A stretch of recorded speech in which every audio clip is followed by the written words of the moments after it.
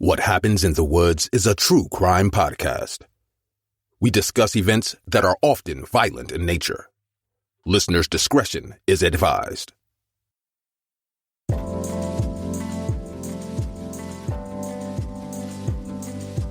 Hey guys, it's Jess from What Happens in the Woods, and we have a bonus surprise episode for you.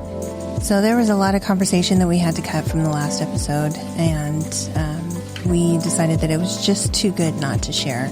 So from our episode with the disappearance of Misty Copsey, we have a conversation that, really just took a deep look at some of the parts of the case and just a good discussion that happened, and we really appreciated Brandy being on the episode with us. So if you haven't listened to that episode, make sure you go back and get caught up. Without further ado, we have all of that for you, and hope you guys enjoy. Let us know what you think of the case. So that's just where it stands. That's just where it stands. How terribly tragic. Unless that hair catches a match at some point to somebody that gets entered into the system, which, as we know, DNA is just making leaps and strides. So I just want them to search that farm. I feel like... 100 acres would be a large search, but now they have infrared cameras. They can do aerial things. There's all sorts of things. Seems like it's a likely, Yeah. And he's gone on to have other interactions with the police. His wife actually filed a restraining order against him because he threatened to set the house on fire with her in it and kill her. So they ended that relationship. So there are other instances of him being involved with the police and exhibiting behavior that is questionable. Right. And then there was a report of just more shit you find down the rabbit hole. Magazine online, Trash Magazine Bazaar from the UK. Somebody who claims to be a family member of Ruben's did interviews, and I say that loosely. They basically wrote in an opt-in piece stating that the family knows that Ruben did this. He won't be, or this person won't be quiet anymore. Family is threatened to harm this person for speaking out. That he's involved and the family knows it, and they're all involved in covering it up for him, and that this person had more information that they would reveal. That was a few years ago. They never revealed any more information. Nobody knows who this person is. Really? Nobody can verify whether it's a legitimate, I am this person who is actually related to Ruben. Nobody can prove it. And of all things, it's this trash magazine from, from the UK. Yeah. Why would you choose that platform? Right. Why wouldn't you go to the authorities? Right. What's funny is he probably sent out this letter to all of these tons of magazines, and the one in the UK was the only one to print it. Yeah. It could be. Yeah. It could be. They're notorious for... We have the Inquirer and things like that, but they at least do some sort of fact checking, but they're also very clear now about saying this is for fun. Yeah. UK doesn't have that sort of filter on their kind of willy-nilly. Yeah. they are. Yeah. They are. It just kind of was one of those things where, as I was reading it, you literally took information from the case and you put it in a letter form, right, saying that you had this inside knowledge. You didn't come forward with any inside anything. You repeated what was already out there. Well, it's weird what people will do for a little attention. Right. Just to have their name out there somewhere. I honestly think that it was Corey. Oh. I don't know why he would do that, because he still maintains that the Green River Killer is the Randy Axziger guy. I don't know, because he was not. He maintained that Ruben wasn't it, that it was this Randy guy the whole time. But I did think maybe, because he has responded to other news reports, like the News Tribune. It's him, and you can tell it's him because everything is all in caps. There's run-on sentences, and that's his trademark. Crazy man. Yeah. Whenever he posts on anything, long, just run-on sentences of conspiracy and all of this stuff. He's responded to things that have been posted with this. I half wondered if he maybe just to get attention. Yeah. Put it out there just to get some attention and to get the case back in the limelight again. Yeah. Yeah. He wants I don't know. His credit for those He wants clothes. his credit, man. He just wants his credit. So I honestly feel like gut feeling, Ruben, I mean, from all the information, I feel like he needs to be investigated more. Yeah. Seems very like his stories are all over the place, and he's got this perfect farm where 100 acres, like it's right there. What more of a perfect opportunity to get rid of a body than literally right there. I mean, 8 miles down the road. Yeah. And it doesn't make sense if you didn't have the gas money to get into Puyallup, which is just a few miles. None of that makes sense. Then you didn't have the gas to get to Buckley. And honestly, at this point, you know, just questioning him, they would probably get a feel for it. Like, you know, just as simple as that, they may get enough to go and, you know, look into the farm. I mean, like you said, that's a pretty big search party, but... It would be. But they have things nowadays. It wouldn't just be... I mean, they could go out with dogs. They could go out with... There's the infrared that they can do a scan of the area. There are things that they can do. It's totally doable. Yeah. The most recent information that came up on this case was from 2017. The police department did a thing that's not really done. I've only seen it done one time, but they had said that it was done twice before, and other entities in other areas did this, where the person who is missing takes over the social media and they speak through their voice. So they posted information saying, you know, hi, my name is Misty Copsey. I went missing on this date in 1992, whatever. And they started putting pictures of her up. So they worked with her mom in this to get family pictures. And then from there, they start, you know, putting out. So this was on Twitter, and they also did it on Facebook. They start putting out, you know, I was trying to get a ride home when I disappeared, and, you know, start giving information out like that. So over the course of the day, they were putting out these tweets and this information on Facebook. They got some tips, but none of it went anywhere. And they still, you know, they just haven't gotten any leads on anything, even from that. So that was the last that I could see where the police department or any agency was putting any effort into it. Yeah. Yeah. Well, and 25 years later, like, where do you even start? You know, that's tough. I think you started that farm. Yeah, well, I was going to say, definitely start with Ruben for sure. Yeah. Start at the farm. But also, you know, the guy with the red Camaro. Yeah. If you found red paint chips on her pants, I think he's a likely suspect. So really all it takes at this point is somebody within that department or one of those jurisdictions cares enough. Right. Yeah. Who sees it, acknowledges it, cares enough to take that on. And I'm not saying that somebody hasn't done that. As we all know, there are cases that come every day that these people have to keep track of. And I think, 25 years later, how are you able to give that enough of a priority to work that into your caseload when there are 100 easily other cases that are similar or that, you know, need just as much attention. Well, and maybe more current in their thing. You know, that's probably plays a part in it too. Yeah. It doesn't get easier. It doesn't get any easier to research or to investigate these as it gets older. Right. Their best bet now is that DNA to see if that hair matches anybody, honestly. But it could. They were on the side of the road for months. They did confirm that the clothes had not just been placed there. They were there for months. And they showed the wear of, you know, being out in the elements. You don't know what came across that. Right. It's on the side of the highway. Hair flies out the window of a car moving. Gosh, yeah. Yeah. Could be nobody's hair, anybody's hair at the same time. Yeah. Could not matter at all. Right. That hair. Yeah. So it's really unfortunate that there was just no voice. There was no voice given to her at the time of her disappearance. Her mom didn't have a voice. Her mom still feels really gutted that they presumed to do a picture of, like, a computerized picture aging her. She's gone. Why are we looking at her when she could be 40 years old? She's gone. Right.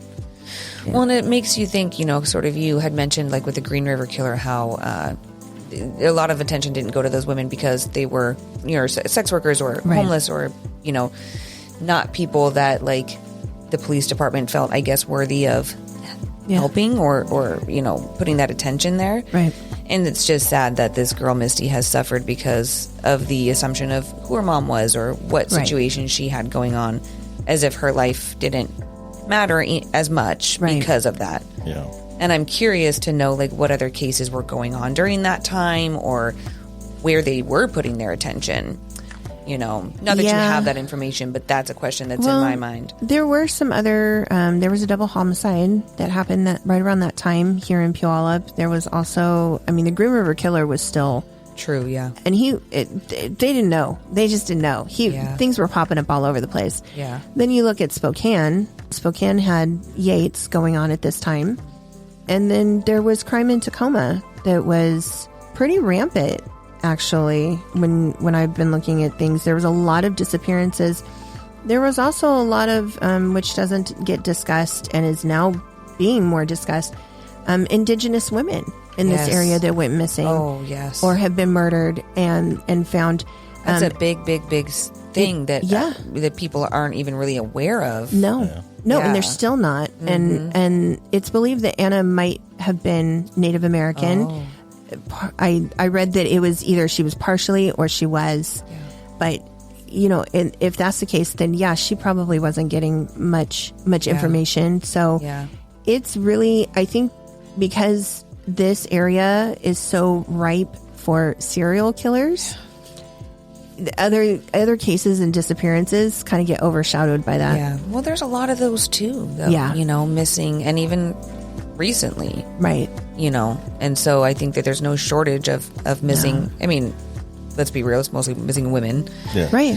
Yeah. Missing women cases, you know, on top of, you know, serial killer cases. But it's just sad that I guess maybe that's part of it too, is that there is so many that, you know, they just don't have the manpower, I guess, to put enough attention on each case.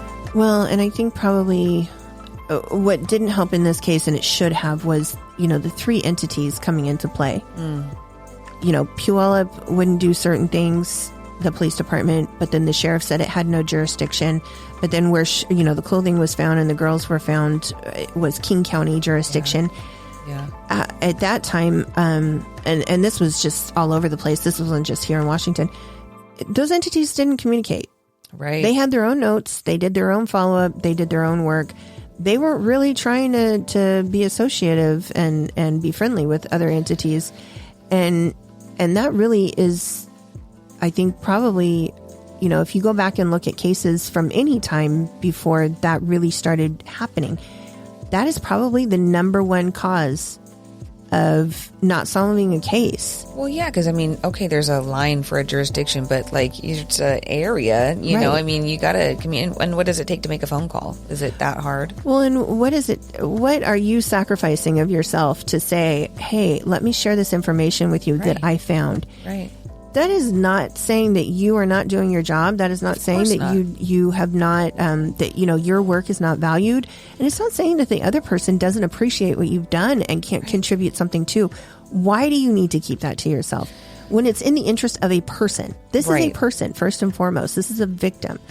Why are you not furthering the interest of that person? Why are you concerned about what you are doing? And isn't that exactly your job? Right. It is to do what you need to do to figure out the case. And it goes back to the frustration with them having this spiteful situation between them and not doing their job properly because they have some feelings about it. Right.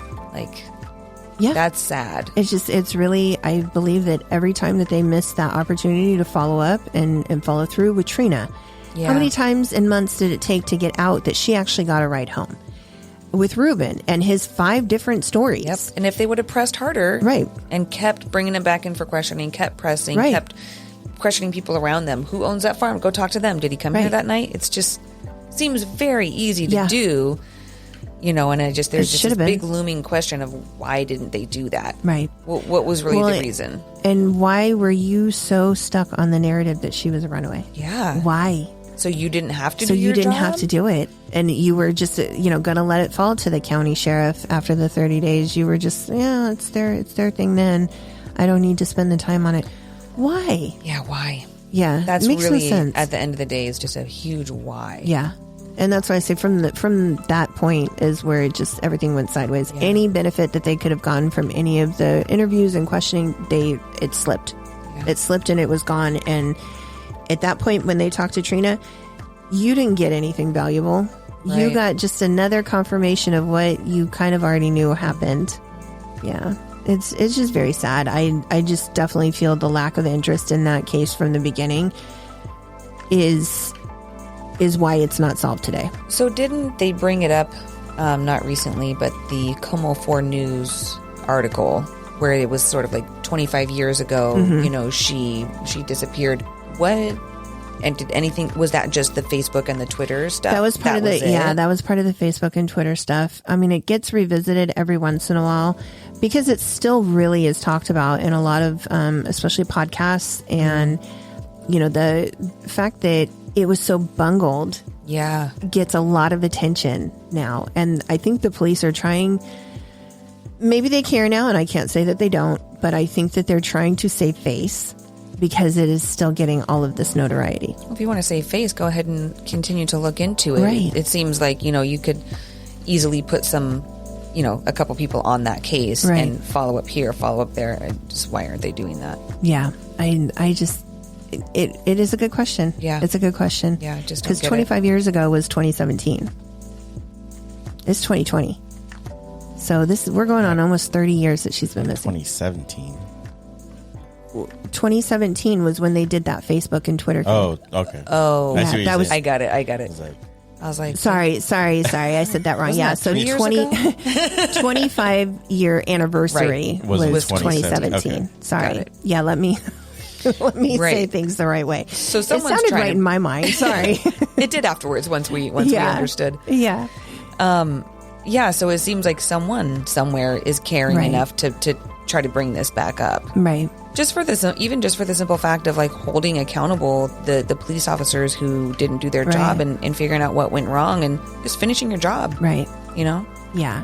I will say and I'll put the link in there, the report that I read that had the most in-depth information as far as the suspects that they were looking at did a really good job of going through all of that and making sure that where it was right to say, well, this officer did not follow through.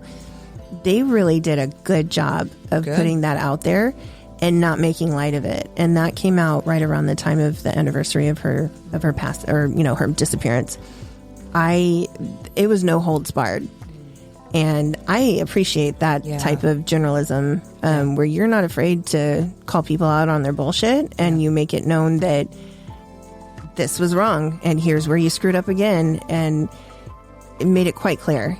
Well, because really what it comes down to is any future cases, like what you think about isn't the mom or the people who should be, I mean, yes, you think about those men who one of them potentially could be needing to, you know, be held accountable for that situation, but you really think about that girl. Right. And any other girl who gets in that situation who doesn't get the help that they need, you know. Right. If they would have taken that phone call seriously right away. Right. Maybe her life would have been saved, but at least they would have known right then, and he would have been, you know, held accountable, and justice would have been served for her. But I also do think that, like I was saying at the beginning, the lack of information that was out there for the other two girls and possibly that unidentified female, you still didn't get it right in that respect. That's still the only information that's out there, and it's always associated with Misty.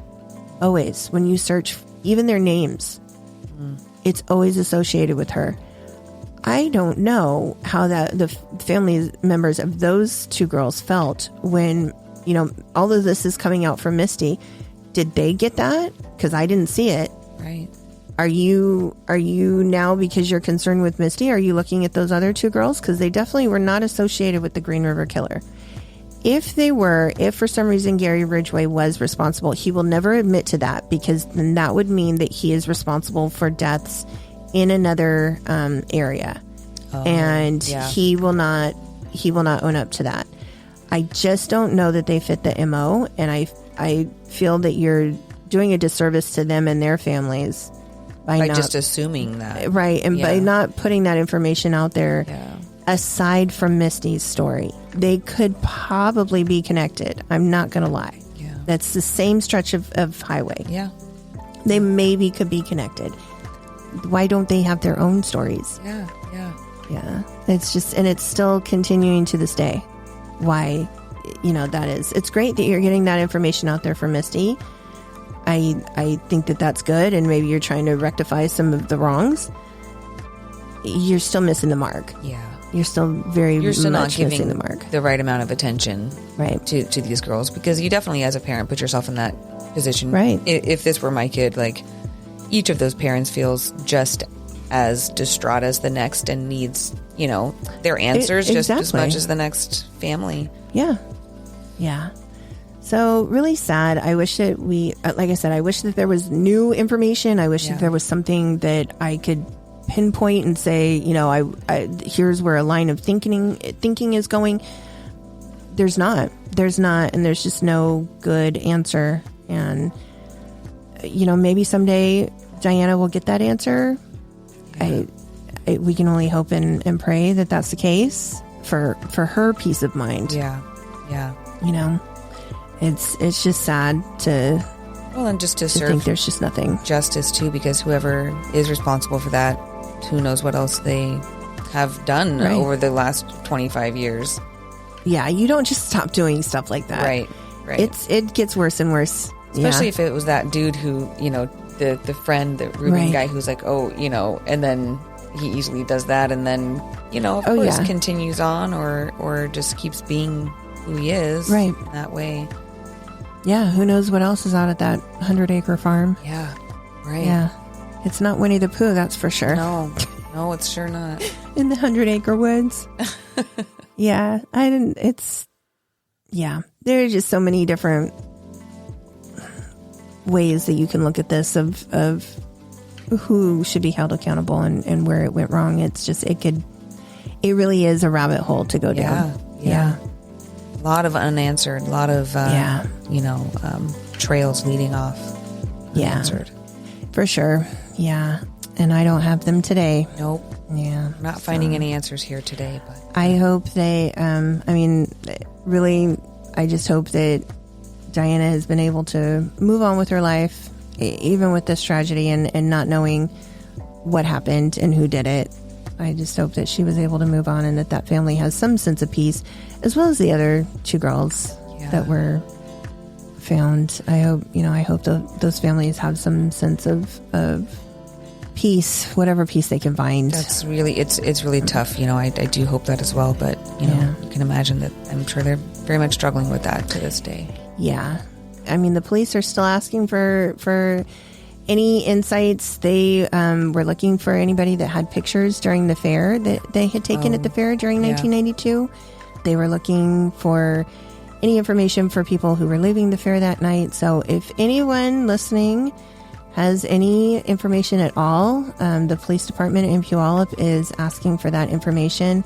You can find their information on their website to contact them, and they want it. So if you have it, please provide it. Otherwise, we're going to wrap it up. We thank everybody for listening, of course, and we appreciate your guys' time. We hope that you checked out our Halloween episode collab with Crimes and Closets. And thank you, Brandy, for coming with us today. Thank you for having me, guys. We loved having you. We love having guests. Yeah, this is interesting. I enjoyed myself. Good. Thank you. As always, everybody stay kind, please, to one another, and stay out of the goddamn woods. Stay out of the woods. Stay out. It's no good. All right. Bye, guys. Bye.